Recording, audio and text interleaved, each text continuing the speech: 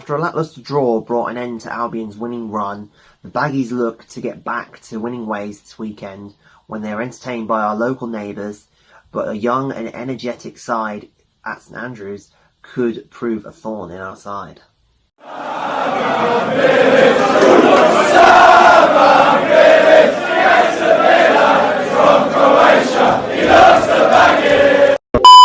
So guys, it's game 22 of 46 in the EFL Championship. Unbelievable to think that after this game and the next game we'll be halfway through. And what a position Albion are in. I mean, Wednesday night wasn't the best result in the world, but looking at the table, Albion and Leeds both on 46 points, and the nearest to us is Fulham on 35. It's a brilliant position. You know, you cannot deny that we are in a fantastic position at the moment, and I just hope that we can keep the consistency going and not put ourselves in any danger of falling out of it and letting go that 11-point lead. But we make a trip across the city this weekend when we visit Birmingham City. I mean, I live more Birmingham way than I do West Brom way, so I probably better at the Birmingham accent than I am the West Brom accent. Birmingham are managed by Pep Clotet, the rather unknown, recently appointed head coach. Most people, if they did know him, was that he was Gary Monk's number 2 at previous clubs like Swansea and Leeds and the Blues. But when Gary Monk left the Blues and left Clotet, and Clotet didn't want to go, he stayed at Blues, and after some good results, he's now been appointed the permanent head coach. Now, Blues have impressed me this season, even though they're only in mid-table at the moment. They have impressed me with the young talent that they have and the energetic side, and they've done quite well. So 3 players we're going to focus on.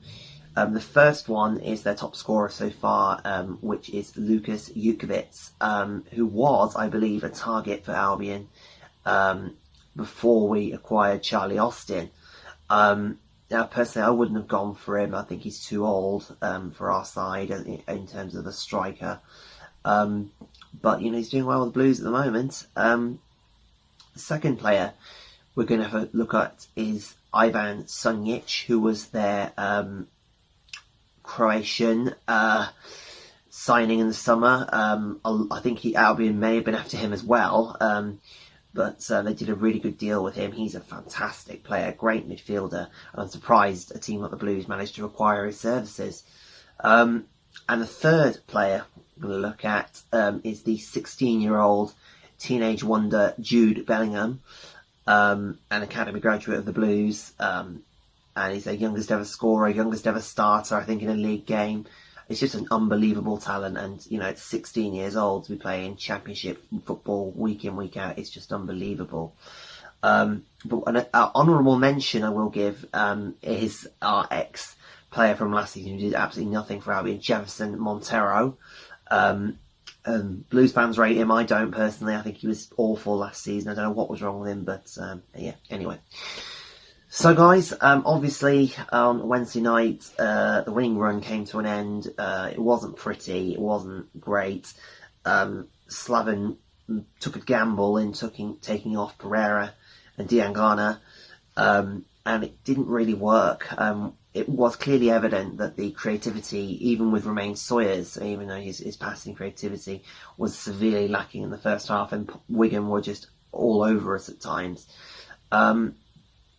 But the second half, when Pereira came on, you could immediately see an impact. And even though it took probably the most bizarre goal that I've ever seen to get us back into it, did the trick. You know, what precision from Charlie Austin.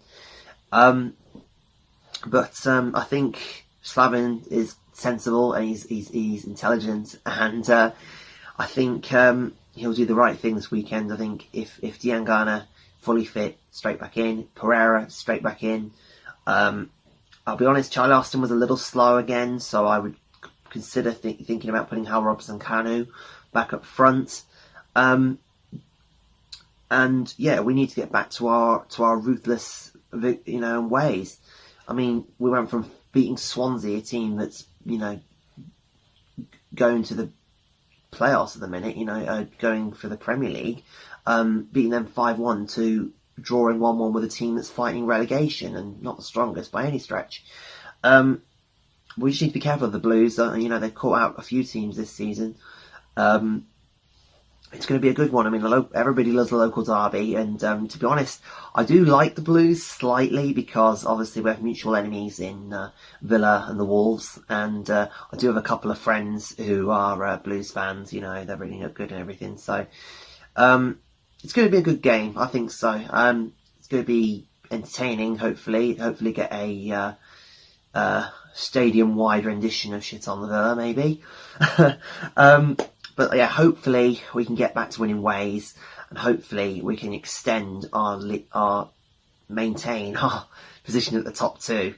So that's the most important thing, Even if we finish in second place at the end of the season, we say we've gone up. So that's the main aim. So fingers crossed, guys. Get back to winning ways, hopefully.